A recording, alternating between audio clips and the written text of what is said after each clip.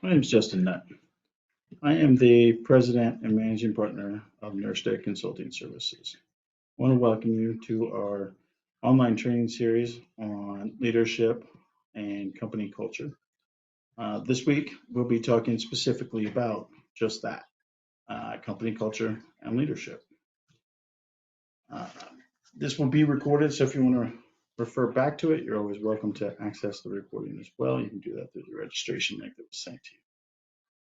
So when we talk about organizational culture or the culture of a company, we're talking largely about the mission and values set forth as important to that organization. What is most times missed is that the culture of a company is largely that, what we spell out as the mission statement and vision statements, and define as the core values we attempt to achieve. But what needs to be understood goes a lot deeper than that.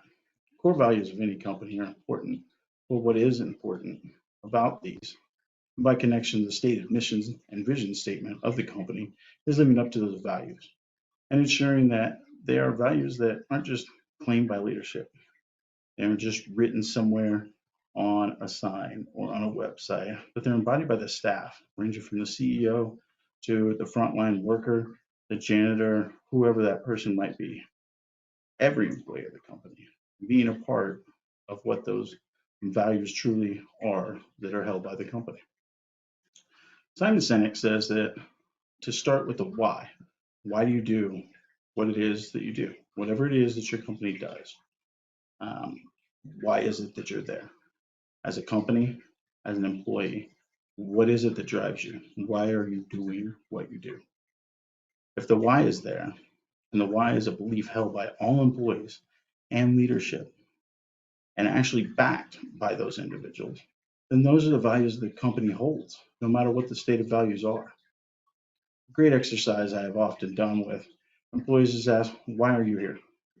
Not a mean question, not a question of loyalty, but as a way to understand what drives that person. It's a great interview question. It's a great stake question. It's a great supervision question when they're having a hard day.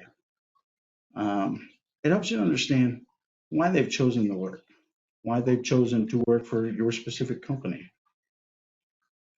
And it gives you a picture of what that employee's investment is, not just in your company, but in the values, in the mission, in the vision that you want your company to exemplify.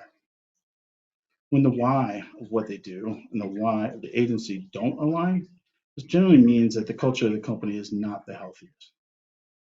In turn, what it also means many times is that the stated reason a company or person does what they do doesn't align with how they act and the way in which they live out those stated values.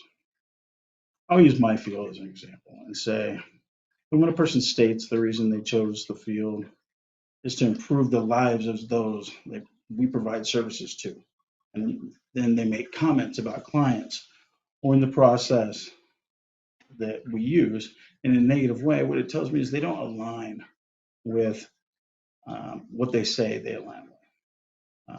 They then are creating a culture that's different than the lofty values that they claim to. For those that are in social work, like myself, or in mental health as a whole, generally we came to this field for that reason. We wanted to help people.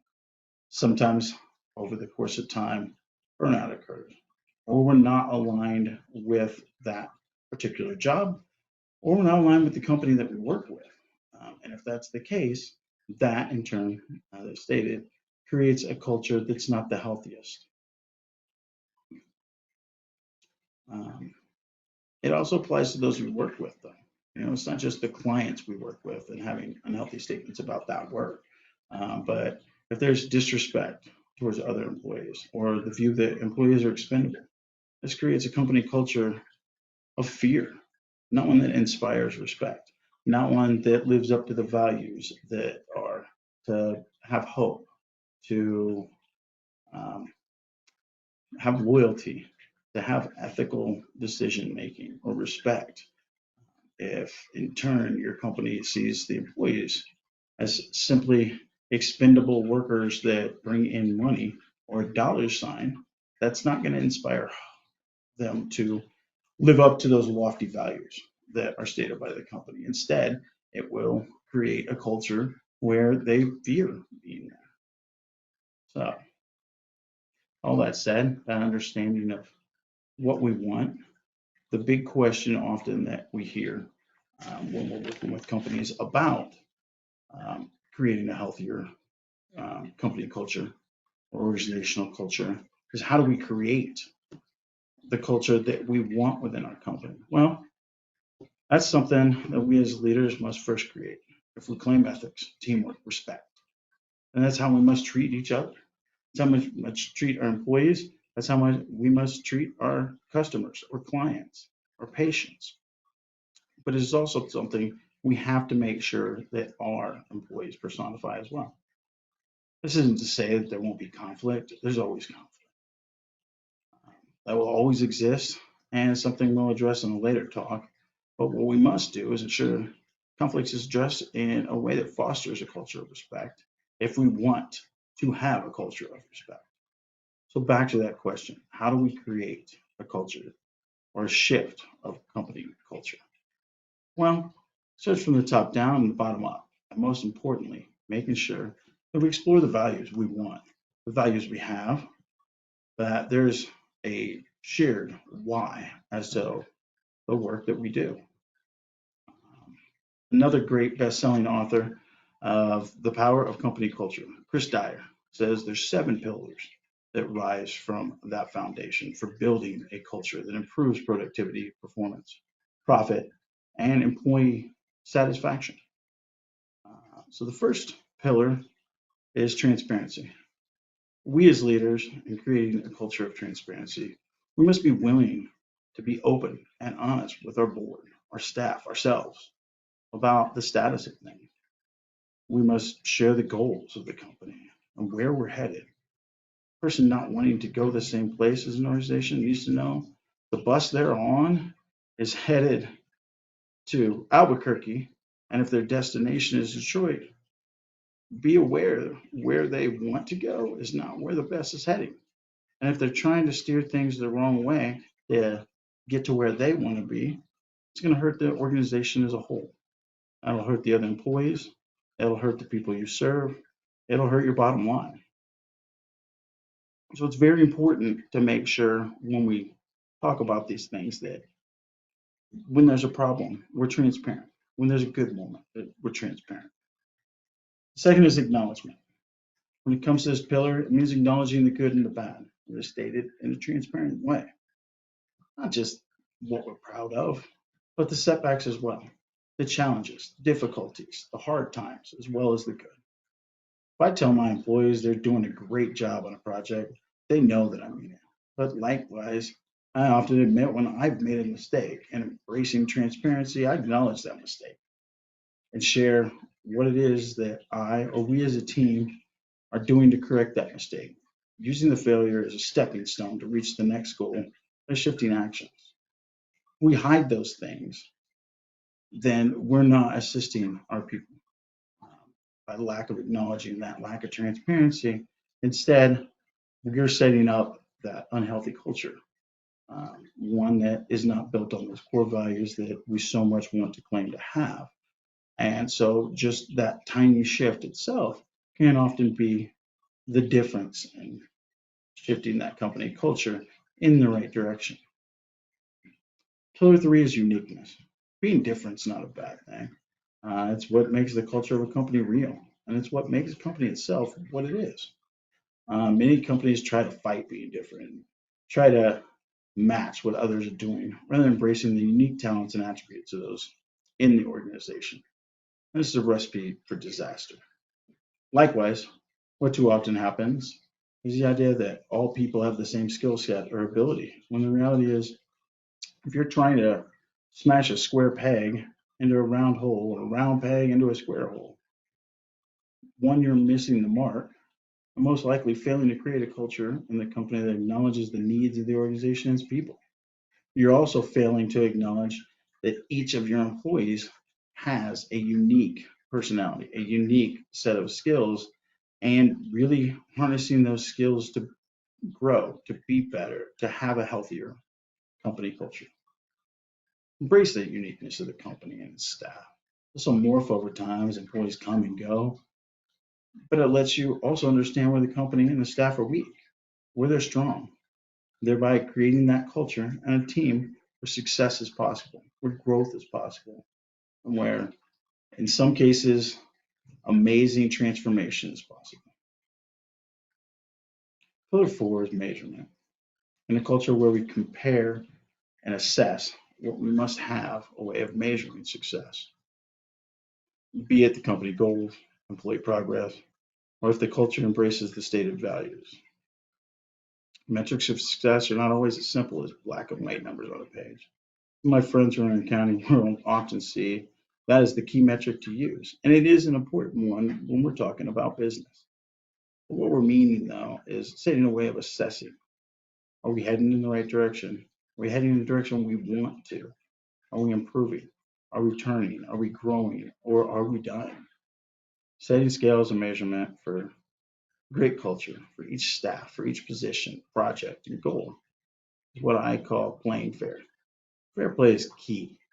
It lets each person and member of the team know how we're doing, what we say we are doing, or rather, to each member of the team to know that we're doing what we say we're doing, and we're achieving what we say we want to achieve. Uh, Sometimes those measurements are set and they need to change. That's okay. Again, with acknowledgement, with transparency, we can take a step back and say, we were moving in this direction. We thought measuring this aspect was the way to measure that we were moving in the correct direction, but our company reviews from the public, the number of staff leaving, whatever it might be, has caused us to look at it and say, maybe we need different measurements, maybe we need additional measurement, maybe we need to go back to the drawing board and figure out how do we measure getting to the place that we want to, and how do we measure when we've reached that next step. Pillar five is one that I think is an exceedingly important one. Now, being a therapist for over a decade, having worked hundreds of crises, it's not a surprise. Pillar five is listening. We must be willing to listen, to truly listen to our staff, our leaders, and our own hearts. And the people that we consider mentors or our circle of people, whether that's a spouse, a friend, they may not even be in the company, but we need to be willing to listen. Now, this isn't always the easiest for a leader, be it a CEO or a mid-level director, because we often think we know what is best.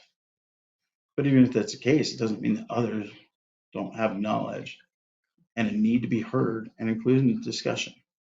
Now, this doesn't mean that every discussion needs to have every voice heard. But what it does mean is understanding when someone brings a concern to you before you dismiss it, to truly listen to it, to assess, is this something that is in line with what we need to know? Or is this a rumor or extraneous information?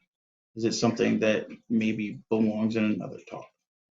But hearing them out, also making sure the people that are in those meetings are the people you need to have the feedback from, and making sure that when they give the feedback, you understand this is their feedback and truly think about what it means. I can say that I think we're making widgets and I know everything about widgets. What widget is wanted, what widget is needed, and I might be right. But if I walk around telling people how they are to make a widget, never listen to what they think, I'm going to create a culture where those employees don't feel respected. They don't feel appreciated. And a culture where they might live in fear or just do what they're told to do, or one where they do what they want and never share because they don't feel it matters what they think. This also flows the other way. As a leader, I have two jobs. One is to listen to what my staff thinks, but also to set the direction that a ship will go. After all, the captain of the ship is the one who decides the ports they'll enter. When that's decided, the crew has to follow. Our ship will never make it. This means creating a culture where the staff understands who's responsible for making those big decisions, who is responsible for the big failure and who at the end of the day makes that final call. It's not always as clear cut as it might appear. I might give a director a job or a project, and while they may get feedback from other departments, at the end of the day, regardless of where they fall on my organizational chart, that person makes that call with the power they've been given, the power that is directly imbued by me as the leader of the company. This means in turn that the rest may follow, must follow. Well, if my consultant tells me they are over a project that needs a larger space, and a VP says the space they have is fine, we might end up with a consultant teaching and training for 100 people in a room that seats 20. As a leader wanting healthy organizational culture, we have to listen to that feedback of those around us, consider what's the best route, and then make that call. And the staff, it is their job to give that feedback and then follow the direction of leadership. It's often thought that we hire the people that we hire because they have the right skill set, but ironically, what often happens is we stifle that skill set. We bring them in wanting a different opinion, wanting that specific key piece of uniqueness and that feedback, and wanting to listen to them. And then when they say something that's not directly in line with what we believe as leaders, sometimes we shut that down. Sometimes if we want to force them to become more in line with what we've already believed, what we've always done, even if we brought them in to be a change maker, even if we brought them in as the expert in their area, we want to stifle that.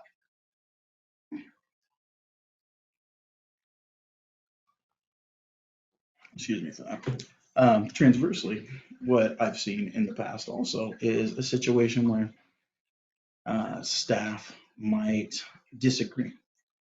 They're given a directive, they don't believe that that's the way to go. And while they listen from the standpoint of hearing what you say, they don't listen to understand. And they end up ignoring it and they do it their own way. The irony is, in some cases, their way's better. Um, a lot of this, when it comes to company culture, you'll hear me say irony several times.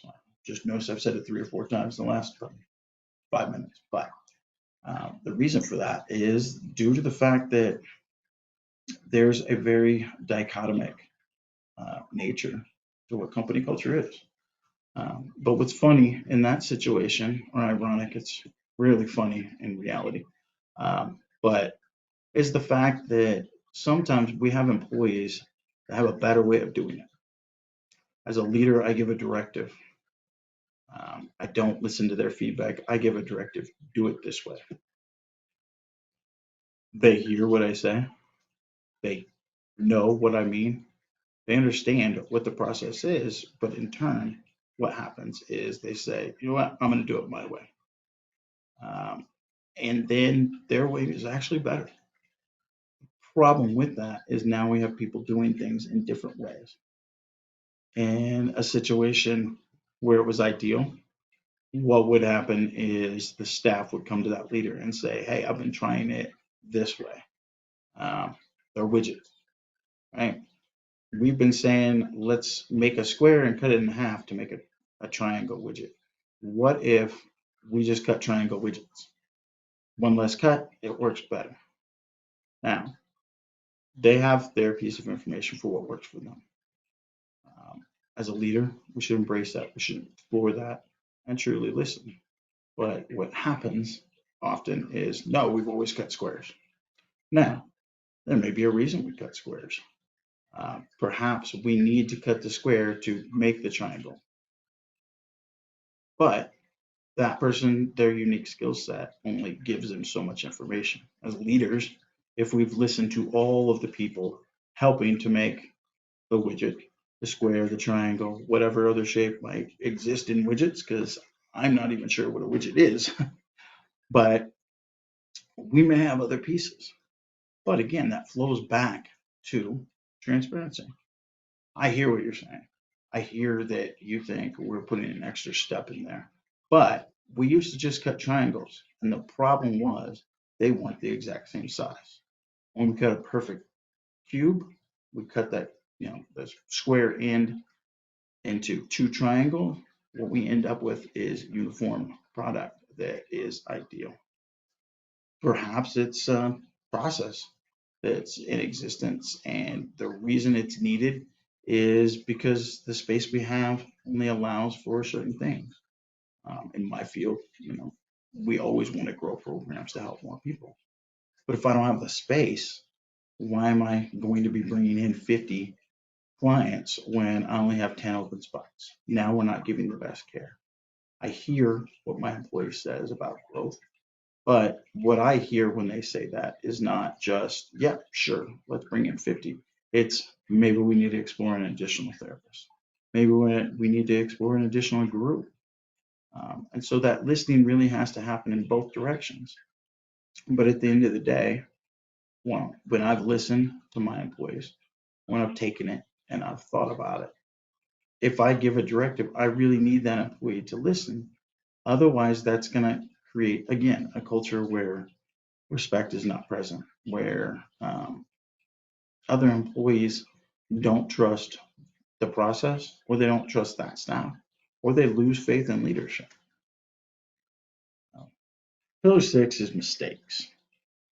God knows I've made a lot of mistakes in my life and in my career. I've started many trainings with the statement, show me a person who claims they've never failed, and also your person who's either never tried or is a liar. We all make mistakes. Um, I couldn't fathom a guess of how many mistakes and how many ways and how many projects and how many areas I've made mistakes. But the reality is that mistakes are how we learn. We all make them. We all make mistakes. We all fail. And they're opportunities to build trust or destroy it, honestly. Mistakes are more than errors. Often mistakes are a result of taking a calculated risk. Um, you know, it's something that didn't work out. It creates some new program that appears to be needed. We're creating a new product that should make things better. Mistakes have a big cost to them a lot of times, but they can also create great opportunity if they are addressed in the right way.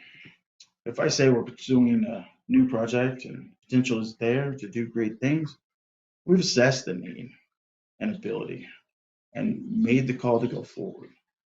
Now, let's say that project doesn't pan out, which is always possible. And honestly, like I said, there's been more than a handful of occasions that's been the case. It doesn't always have great results. Sorry about that. Um, it can mean cutting staff. It can mean needing to recover financially. My first thought might be to just say we chose to go to a different direction, rather than say, you know what, we tried, we missed the mark. But while many leaders think this keeps trust of the employees, is ability to lead, it does more damage than it does good. You know, to say, oh, we just changed direction.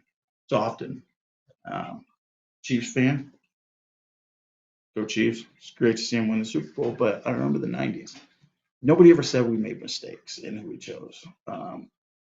Nobody ever said, hey, you know what, we missed the mark on hiring this player or trading this player or whatever the situation was. Every year for essentially my entire life up until, good old Mahomes came along, what was said was, what was a rebuilding year? It's a rebuilding year. Really, how that translated was, we're gonna we're gonna trade our receiver because we can get a good quarterback. Well, the problem was, like, we were making calculated risks, but we kept changing direction without ever saying, hey, we missed the mark. We screwed up and we got to start rebuilding. They just said, oh, it's a rebuilding year. We're going a different direction.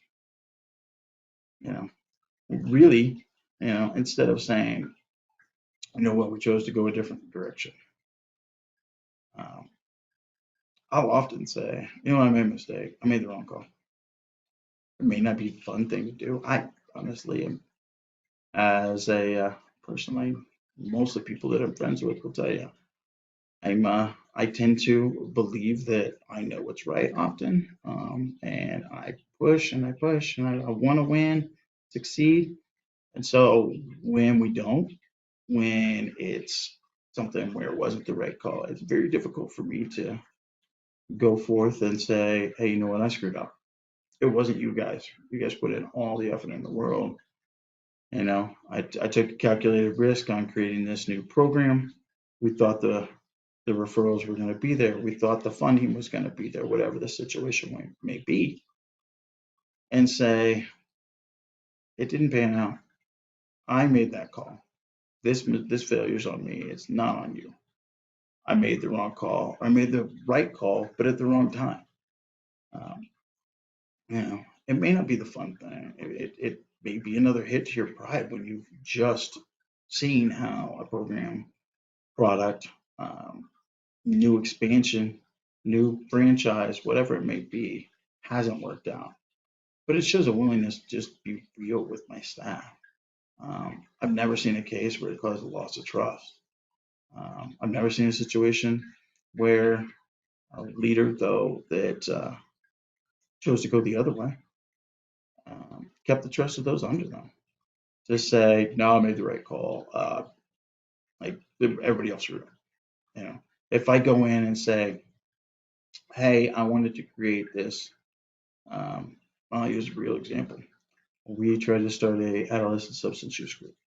I've been told for years, apparently, that there's a great amount of referrals. I've been asked by a lot of people, hey, can you create this? Can you design this? This would be great. We'll have all these referrals. I took that and went forth.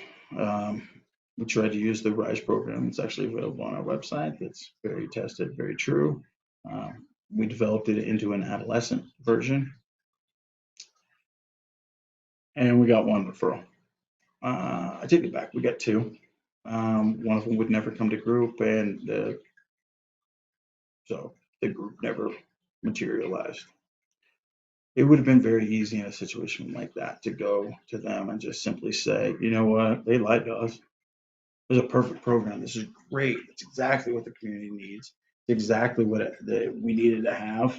Um, I did everything right. I don't know. Maybe you didn't do enough outreach, or I didn't do that. But the reality is, if I did that, I lose trust in my team. Either they lose trust in me, or they lose trust in their own unique abilities to build something better. Instead, I go forth and suck up my pride, and bow my head, and mill around in my office before I go out there and tell them, hey, I thought this was a good call. I looked into it. I did the research. I made a decision to go forward with it. Clearly, I made a mistake. This is not what we need. I screwed up. You know, a lot of times that builds that much more trust.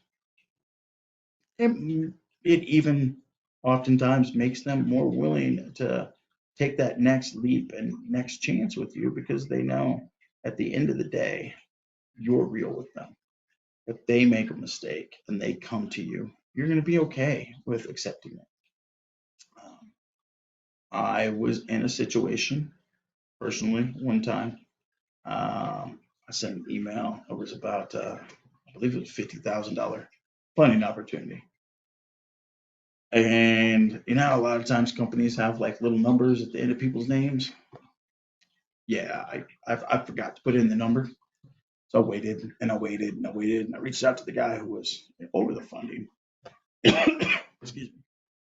And what he said was, I never received that. I go back through and I'm like, no, no, no, let me forward this to you.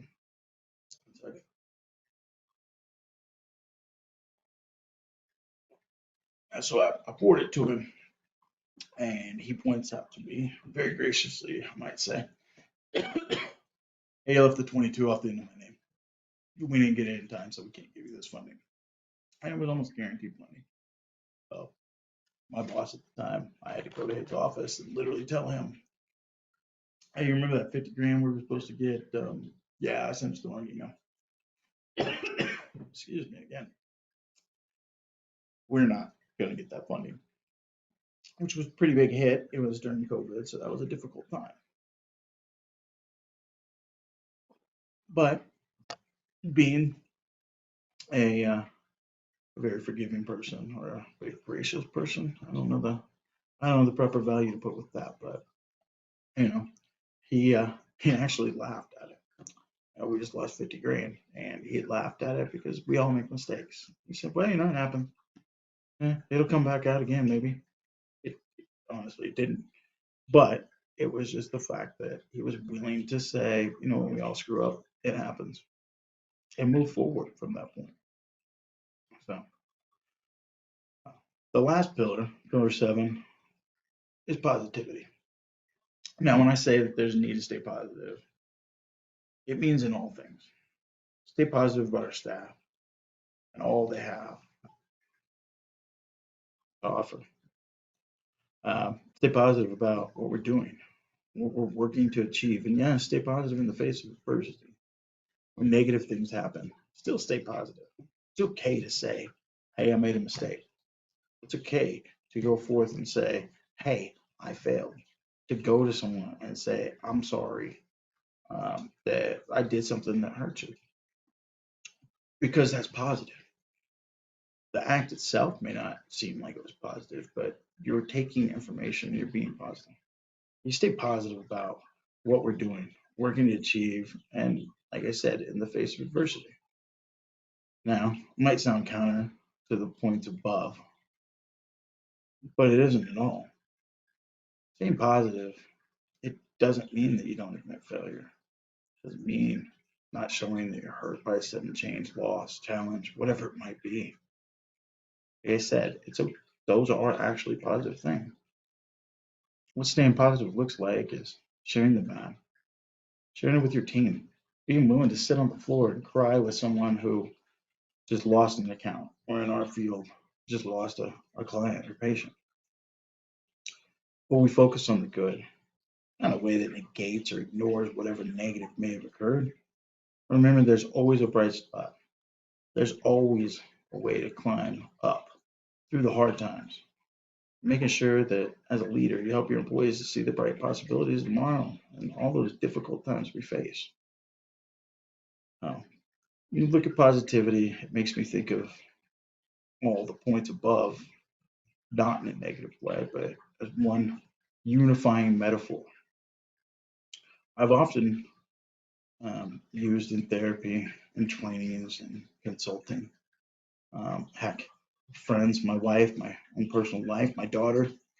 If my dog would listen, probably would have used it with him. But we make mistakes.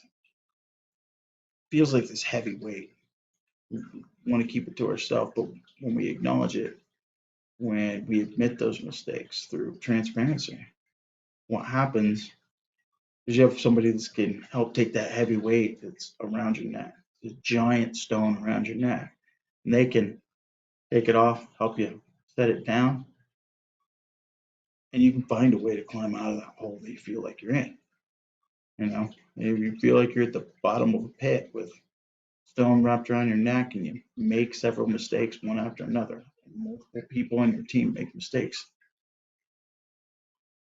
Each one of those is a stepping stone. We build a stairway out of that pit. I believe it was Henry Ford said, failure is the only opportunity to begin again more intelligently. It means that every time we fail, we actually gain a bit of information that makes success that much more possible. Which you might have noticed, though, is that while we talked about 7 pillars, they're all interconnected. That's because they are. For building supported by all of the pillars beneath it. Each pillar relies on the other for the support. And that's what we're seeing with the pillars of company culture. Every pillar uses every other pillar to its strength to hold up the roof that is organizational culture. And if one pillar is missing, in time the others begin to crumble. You ever seen the ruins in ancient Greece or ancient Rome? Never personally been lucky enough to see them in person, but I've seen castles in Europe where they got hit by a cannonball. It was just one spot. But over time, what happened was the entire thing collapsed. Nobody was working to repair that spot. Um, Certain people that were supposed to fix it abandoned it. The people who were supposed to be running the castle abandoned it. And over time, it fell apart and crumbled. Company culture is the same thing. You don't make sure that those pillars are in place. If you don't work to repair them, in some cases, completely replace them. If you're not true to those vision, mission, values, and one of those pillars isn't there, or one of those pillars is there, but in a very unhealthy way. Your transparency is only when you're successful. It's not true transparency. That pillar needs to be removed and it needs to be replaced. Sometimes that's with employees, sometimes it's with programs. But nonetheless, if you want to build a healthy culture, all those pillars need to be there and they all need to be structurally sound. They need to be inspected, they need to be reviewed. You need to make sure that they're there. You, as a leader, are the engineer of that company culture. Each member of your staff may speak into how they want the culture to look, but you're the one that has to work with the architects of your organization to design the seven pillars that hold up the roof. You're the one that has to get the workers to continually build those pillars, to make sure that they're there, to make sure that they're strong, to make sure that they're repaired. And you have to work with everyone in the company to do that, not just your circle. You need to make sure that every team is on board with that. Why we do what we do as an organization may be different. I'm in mental health, I'm in consulting. I've got friends that are law enforcement. I've got friends that are accountants or bankers, lawyers, doctors. Run the entire gambit from people who are janitors all the way to people who are the head of Fortune 50 companies, billions of dollars that do everything from tech to fast food. And the reality is, no matter how different we are, the process that makes each one of us unique is there. It makes us unique in our sector. It makes us unique from other sectors. But at the core, those pillars are the same. Uh, and without those pillars, we're a house divided. As the saying goes, a house divided cannot stand. Company divided cannot stand. It may exist, may even gain money, but at the end of the day, what it will not do is have high engagement, have high employee satisfaction. And as those are two of your key metrics for what I referenced earlier that my accounting friends will like to hear, not going to have the highest profits possible.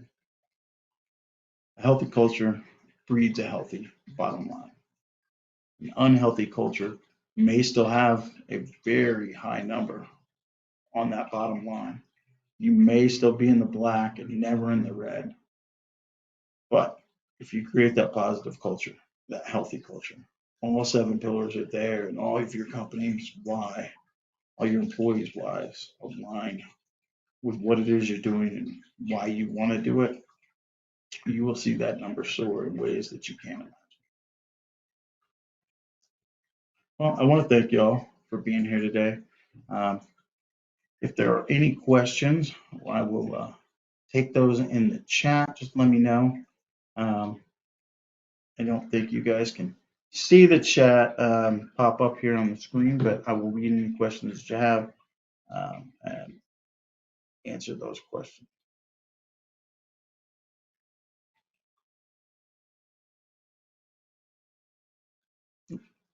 All right, so here's one.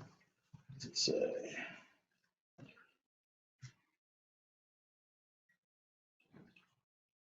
All right. So you talked about transparency.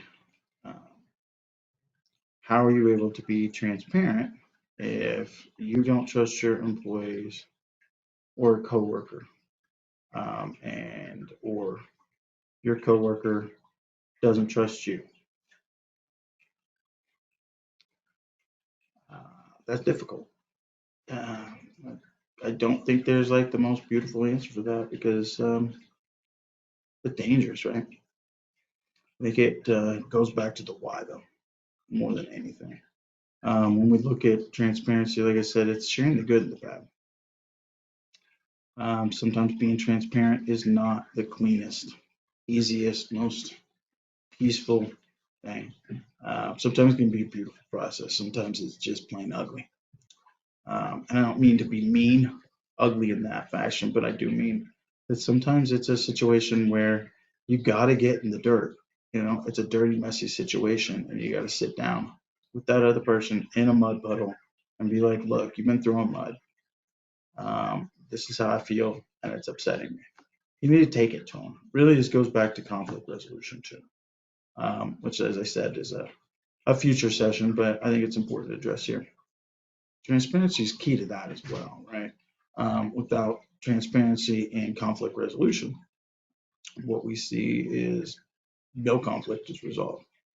So I would say um, make sure you tune in for conflict resolution. Um, if you're interested, send me an email at jnut@nurstead.com with a little more specifics, and I can even walk you through some of those aspects of the conflict resolution process for you. But at the end of the day, I think transparency is needed. Sometimes transparency involves other people, though. If it's a coworker, making sure that somebody that both of you trust is there to hear out both sides and kind of mediate that. But at the end of the day, your company culture is what we're talking about. Like when we're talking about transparency, right? Ends up being transparent. So somebody is not being healthy for your company. Somebody's not being healthy for your department. Somebody's not even in your department and they're impacting it, right? You need to be willing and able to have that conflict resolution and use that transparency. It's not always going to turn out great. Unfortunately, with conflict resolution, there's two parties there. Both of them have to be willing to resolve it, and sometimes only one is. And therefore, it's not necessarily resolved. But the kind of nice thing is, if you're willing to be transparent, you're willing to enter into that conflict resolution aspect. At the end of the day, you know you stay true to your why. You stay true to what your company culture may look like. And whether the conflict's resolved or not, you're true to who you are. Um, I know, like I said, that's not a real easy question. I apologize for not having a perfect, beautiful answer for you, but there's just not always a situation where um, a situation like that comes up. There's not always a situation like the answer. I'm even stumbling over my words, which most people will tell you I'm rarely am at a loss for words. But um, yeah, when conflict comes up, it's still important to be transparent. If you don't trust them, making sure there's a third party there is key. And that also breeds transparency of the conversation, of the conflict from both sides. And ideally, engaging that person to be transparent and say, here's where my problem with you is. Um, I'm not a perfect person. I have had people come to me and be worried about trying to say something. And I'm like, just call me out. If I'm doing something that upsets you, call me out. But at the end of the day, I want to sit down. I want to resolve that. I don't want you just to tell me where I annoy you. I want us to find a way to work together and be successful so our company's successful.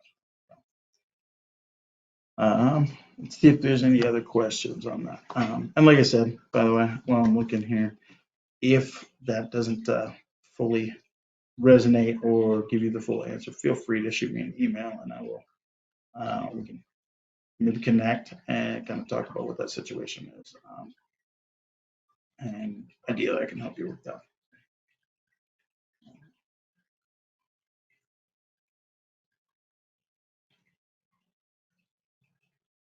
I'm gonna look through some of them. I appreciate the positive comments on this, but am I gonna read them all? Um, talk more about uniqueness. Um, well, I don't know how much more to say. Uniqueness is one of those things that, and I'm going to speak to it from a team standpoint, from an employee standpoint, right? Um, I have a buddy, probably one of my best friends. He is ex sheriff's deputy. His unique expertise is in law enforcement, and it's also in substance use. Briefed the DEA on what synthetics were when they first were kind of coming on the scene years ago. Um, I embrace that in my trainings. I know a lot about substance use. I know a lot about crisis response, but when we build a mobile crisis unit, when we create a training on mental health and law enforcement, his unique skill set, while he has a master's in psychology, he's working on a PhD in psychology. I've got the field experience of doing therapy, diagnosing mental health side of crisis response. But in no way, shape, or form do I discount his exceedingly high expertise on law enforcement, on the criminal justice system, on the court process, or detention centers. I always look to him and say, what about this? And really want to know. Um, and so I think that really speaks to it, right? Um, if every tool in your toolbox is a hammer, all you're going to do is hit things, right? But the reality is, if you want to build a house, you need a lot more tools. You need to realize grabbing a circular saw by the cord or by the handle and smacking a nail is not what you're supposed to do. Its unique purpose is to cut the board to the size that you need. The nail's unique purpose is to be the piece that fastens together, and the hammer's unique purpose is to drive that nail in. When I speak about uniqueness, that's really what I'm talking about here. I'm talking about taking those attributes that each person has innately within them, and really embracing them. It also means embracing your unique piece and making sure that you bring that to the table.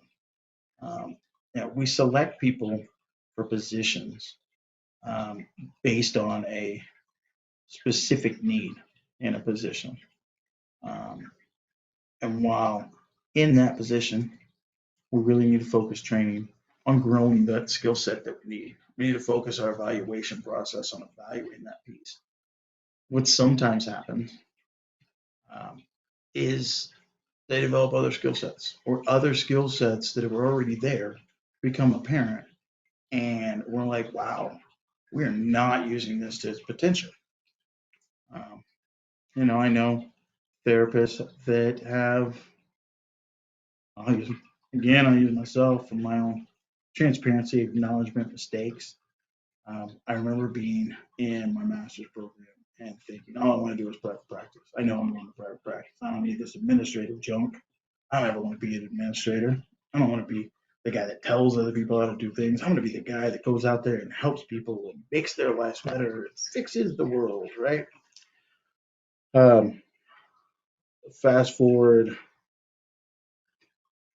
maybe a year. Um, I was in private practice.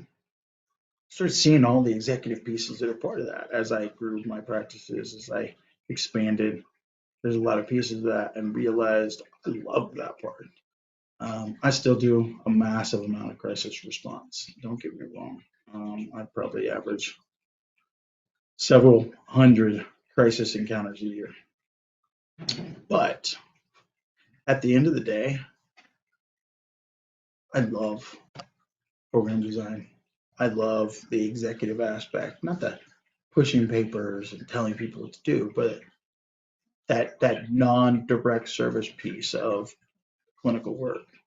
Um, and had I not embraced that unique aspect, I would still be sitting somewhere doing therapy and not doing this job that I truly love, being able to work with uh, people and companies all over the country, all over the world at times, and really making a difference for them by helping them to grow and develop. So I think the unique piece is embracing what you are embracing what your employees are, fostering that, but also making sure to look for those unique pieces.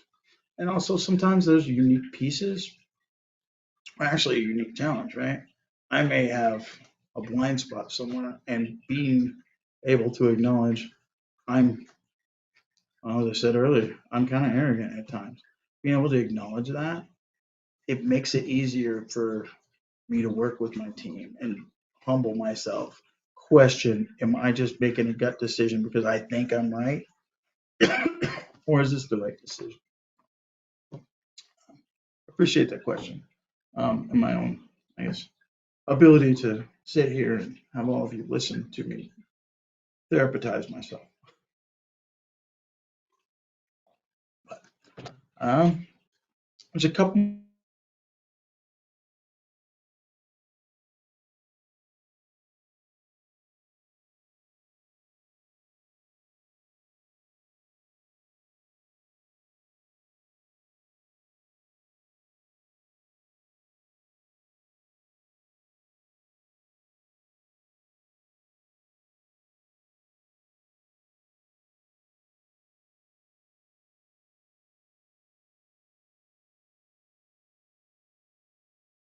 make sure you go through our YouTube, our LinkedIn, or another social media platform like Facebook, excuse me, and embrace all the videos that are out there. At least explore all the videos, even if you don't embrace them. Look through our older chats and make sure to register for future ones. Again, my name is Justin Nutt. I am the president and managing partner of Nurstead Consulting Services.